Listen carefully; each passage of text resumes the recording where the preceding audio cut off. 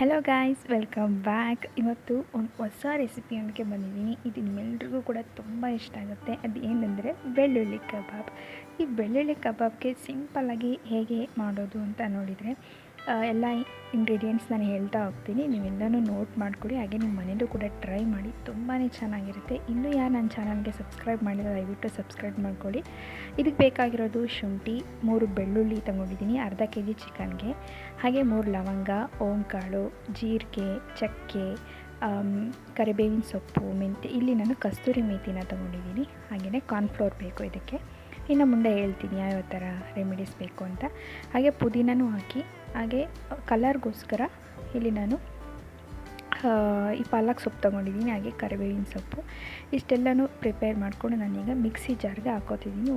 ಒಂದು fine paste ಮಾಡ್ಕೊಂಡು ಇಲ್ಲಿ ನಾನು ಎಲ್ಲನೂ ಹಾಕೋತಿದ್ದೀನಿ ಒಟ್ಟಿಗೆ ಹಾಕ್ಕೊಂಡು ನಾನಿಲ್ಲಿ ಮಿಕ್ಸಿ ಮಾಡ್ಕೊಳ್ಳೋದಕ್ಕೆ ಹೋಗ್ತಾಯಿದ್ದೀನಿ. ಸೊ ಇದನ್ನು ತುಂಬ ಚೆನ್ನಾಗಿರುತ್ತೆ. ನಾನೇನೇ ಯಾವ್ಯಾವ ಪ್ರಮಾಣದಲ್ಲಿ ಹಾಕಿದ್ದೀನಿ ಅದೇ ರೀತಿ ಹಾಕಿ. ಹಾಗೆ ಇಲ್ಲಿ ಖಾರಕ್ಕೆ ತಕ್ಕಂತೆ ನಾನಿಲ್ಲಿ 6 ಹಸಿಮೆಣ್ಸಿನ್ಕಾಯಿನ ಹಾಕ್ಕೊಂಡಿದ್ದೀನಿ. ನೋಡಿ, ಈ ಥರ ಪೇಸ್ಟ್, ತುಂಬ ಫೈನ್ ಪೇಸ್ಟ್ ಆಗೋದು ಬೇಡ, ಈ ಥರ ತರಿಯಾಗಿದ್ರೂ ಚೆನ್ನಾಗಿರುತ್ತೆ. ಸೊ ಈ ಥರ ಪೇಸ್ಟ್ ಮಾಡ್ಕೊಂಡು ಇವಾಗ ನಾನು ಅದನ್ನು ಕಲಿಸ್ಕೊಳ್ಳೋದಕ್ಕೆ ರೆಡಿ ಮಾಡ್ತೀನಿ. ಮೈದಾ ಹಿಟ್ಟು ತೊಗೊಂಡಿದ್ದೀನಿ, 2 ಸ್ಪೂನ್ ಮೈದಾ ಹಿಟ್ಟು. ಕಾರ್ನ್ಫ್ಲೋರ್ ತೊಗೊಂಡಿದ್ದೀನಿ, 1 ಸ್ಪೂನ್ 1.5 ಸ್ಪೂನ್ ಕಾರ್ನ್ಫ್ಲೋರು.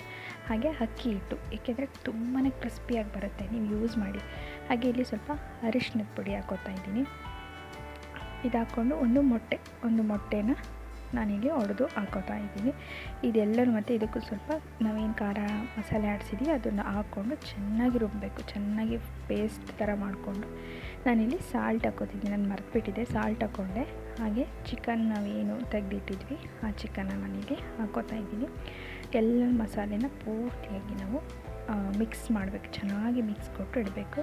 ಹಾಗೆ ಇಲ್ಲಿ ನಿಂಬೆಹಣ್ಣನ್ನು ಒಂದು ಅರ್ಧ ನಿಂಬೆಹಣ್ಣನ್ನು ನಾನಿಲ್ಲಿ ಮೇಲ್ಗಡೆ ನಾನು ಹಾಕ್ತಾಯಿದ್ದೀನಿ. ಅದಾದಮೇಲೆ ಇಲ್ಲಿ ನಾನು ಕಾರ್ನ್ಫ್ಲೋರ್ ಏನು ಹಾಕ್ಕೊಂಡಿದ್ವಿ ಮೊದಲು, ಇವಾಗ ಅದ್ರ ಮೇಲ್ಗಡೆ ಜಸ್ಟ್ ಸಿಂಪಲ್ಲಾಗಿ ಅದ್ರ ಮೇಲೆ ಹಾಕ್ತಾಯಿದ್ದೀನಿ. ನಾನು ಅದನ್ನು ಮಿಕ್ಸ್ ಕೊಡೋದಿಲ್ಲ. ಅದಾದಮೇಲೆ ಕಸ್ತೂರಿ ಮೇಥಿ ತಗೊಂಡಿದ್ದೆ ಅಲ್ವಾ, ಸೊ ಆ ಕಸ್ತೂರಿ ಮೇಥಿನ ನಾನು ಮಿಕ್ಸ್ ಕೊಡೋಲ್ಲ, ಹಾಗೇ ಹಾಕಿಟ್ಬಿಟ್ಟು ಸೈಡಿಗೆ ಎತ್ತಿಡ್ತೀನಿ ಇಷ್ಟೇ. ಇದಾದಮೇಲೆ ಕಸ್ತೂರಿ ಮೇಥಿ ಹಾಕ್ಬಿಟ್ಟು ಇಡೋದು. ಇಲ್ಲಿ ಎಣ್ಣೆನ ಕಾಯ್ಲಿಕ್ಕೆ ಇಟ್ಟಿದ್ದೀನಿ. ನಾನು ಏನು ಮಿಕ್ಸ್ ಮಾಡಿ ಇಟ್ಕೊಂಡಿದ್ದೆ, ನಾನು ಮತ್ತೆ ಏನು ಜಸ್ಟ್ ಎಣ್ಣೆನ ಹಾಕ್ಕೊಂಡಿದ್ದೀನಿ. ನಾನು ಆಯಿಲ್ ಜಾಸ್ತಿ ಯೂಸ್ ಮಾಡ್ತಿಲ್ಲ.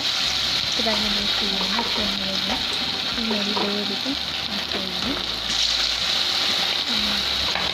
ಅಷ್ಟು ಟೇಸ್ಟಾಗಿರುತ್ತೆ ಮತ್ತು ನೀವು ಟ್ರೈ ಮಾಡಿರುತ್ತೆ. ಓಕೆನಾ? ಸೌಂಡ್ ಕೇಳ್ಬೋದು ಅಷ್ಟು ಚೆನ್ನಾಗಿ ಬಂದಿದೆ ಅಂತ ನೋಡಿ.